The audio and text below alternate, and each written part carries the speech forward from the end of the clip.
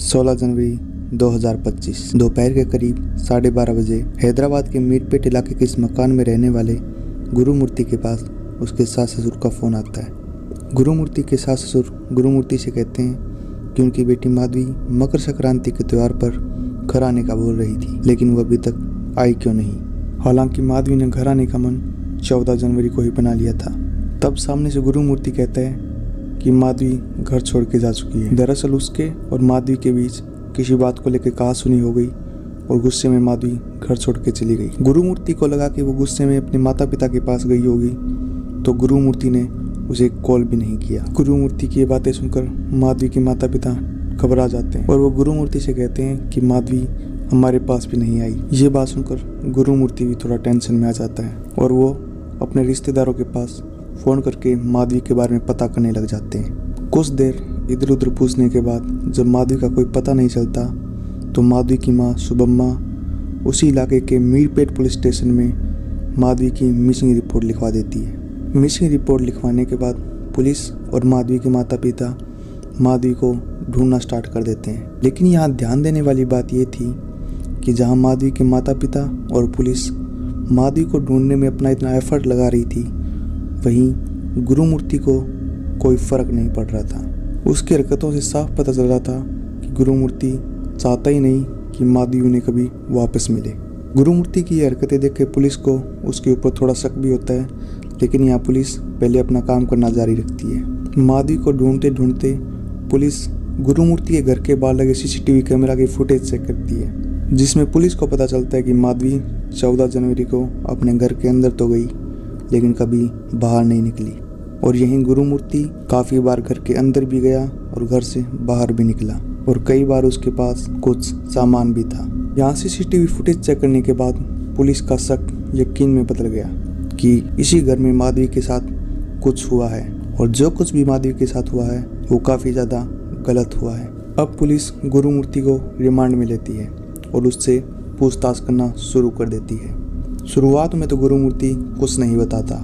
वो कहता है कि उसे नहीं पता माधवी कहाँ गई, बस उसका और माधवी का थोड़ा झगड़ा हुआ और माधवी गुस्से में घर छोड़ के चली गई। लेकिन जब पुलिस गुरुमूर्ति से थोड़ी सख्ती से पूछती है तो आखिर में गुरुमूर्ति टूट जाता है और जो कुछ भी होता है वो पुलिस को बता देता है। पर यहाँ जो भी गुरुमूर्ति ने पुलिस को बताया उसे सुनने के बाद पुलिस और माधवी के माता पिता के साथ साथ पूरे हैदराबाद के लोगों का दिल दहल गया। गुरुमूर्ति ने पुलिस को क्या बताया ये बताने से पहले मैं आपको थोड़ा गुरुमूर्ति के बारे में बता देता हूँ। गुरुमूर्ति दरअसल एक रिटायर्ड आर्मी ऑफिसर था। आप ये मान सकते हो कि वो देश की सेवा करके रिटायर होकर घर पे आ चुका था और 13 साल पहले ही गुरुमूर्ति की वेंकटा माधवी के साथ शादी हुई थी और गुरुमूर्ति के 2 बच्चे भी थे, जिससे हमें पता चलता है कि ये एक हैप्पी फैमिली थी। गुरुमूर्ति पिछले 5 साल से हैदराबाद के मीरपेट इलाके के इस किराए के मकान में अपने परिवार के साथ रह रहा था और अपने परिवार की आजीविका चलाने के लिए गुरुमूर्ति उसी इलाके के कंचन बाग में एज ए सिक्योरिटी गार्ड एक जॉब करता था। Now let's back to the story. Gurumurthy police को बताता है कि 14 जनवरी को माधवी मकर संक्रांति के त्यौहार पर अपने माता पिता के पास जाने का बोल रही थी, लेकिन यहाँ गुरुमूर्ति ने माधवी को साफ मना कर दिया क्योंकि उस वक्त गुरुमूर्ति घर में अकेला था, बस माधवी उसी के साथ थी। क्योंकि उस वक्त अगर माधवी भी अपने माता पिता के पास चली जाती तो यहाँ गुरुमूर्ति घर में अकेला रह जाता, क्योंकि गुरुमूर्ति के दोनों बच्चे गुरुमूर्ति की बहन यानी अपनी बुआ के पास गए हुए थे। लेकिन यहाँ गुरुमूर्ति के बार बार मना करने पर भी माधवी अपने माता पिता के पास जाने की जिद करती रहती है। गुरुमूर्ति ने काफ़ी देर माधवी को मना किया, लेकिन जब भी माधवी नहीं मानी तब गुरुमूर्ति ने अपना आपा खोकर माधवी के ऊपर हमला कर दिया। यहाँ गुरुमूर्ति माधवी को बेरहमी से पीटने लगा और पीटते पीटते माधवी का खून कर देता है। अब गुस्से में गुरुमूर्ति ने माधवी का खून तो कर दिया, लेकिन अब गुरुमूर्ति के सामने सबसे बड़ी दिक्कत ये थी कि माधवी की बॉडी को ठिकाने कैसे लगाया जाए। अब जो गुरुमूर्ति करने वाला था उसे सुनकर आप लोगों का दिल दहल जाएगा। ऐसी घटना हमें पहले भी देखने को मिल चुकी है। ये घटना थी आफ्ताब और श्रद्धा वोलकर की, जिसमें आफ्ताब अपने रूम पार्टनर सोडा घोल करके छोटे छोटे टुकड़े करके उसे फ्रिज में रख देता है।